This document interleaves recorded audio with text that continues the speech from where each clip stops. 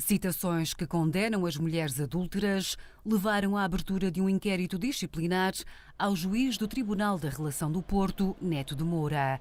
Em causa o acórdão que redigiu a 11 de outubro sobre um caso de violência doméstica em Felgueiras, em que a mulher, vítima, traiu o ex-marido agressor enquanto ainda eram casados. O levantamento desta questão quase que dá a entender e pôr em causa a honestidade e a credibilidade do magistrado, dizendo que é alguém que permite a violência. Não é censura. Censura. Só que o Sr. Juiz tem regras que tem que aplicar.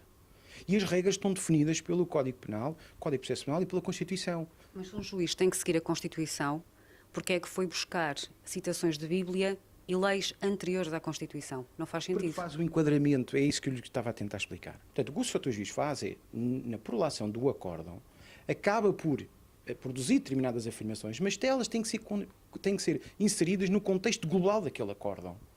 E isso é sobre essa matéria que poderá haver ou não, consoante o entendimento do Conselho Superior da Magistratura, algum tipo de responsabilidade disciplinar. Eu, quanto a mim, não me parece que exista. Aliás, digo-lhe mais, do ponto de vista técnico, o acórdão é irrepreensível. O acórdão surge depois do recurso do Ministério Público, que pede uma pena de prisão efetiva aos dois agressores, ex-amante e ex-marido, e não de liberdade condicional por cerca de 1 ano, como foi determinado.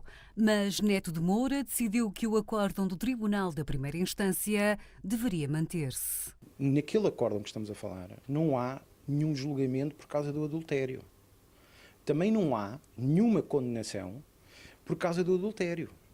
O que existe, isso sim, é a verificação de matéria dada comprovada numa primeira instância, que é confirmada numa segunda instância, no Tribunal da Relação.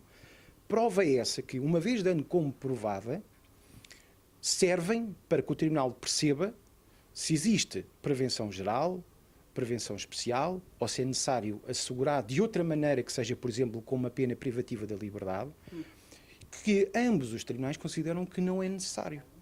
Este caso deu origem a várias acusações a Neto de Moura de machismo e radicalismo. Ações que agora o juiz tenciona levar a tribunal com a abertura de processos-crime por difamação. E esses ataques que foram feitos, uns, se calhar usando ainda a esfera da liberdade de expressão e da opinião, e outros não o terão sido.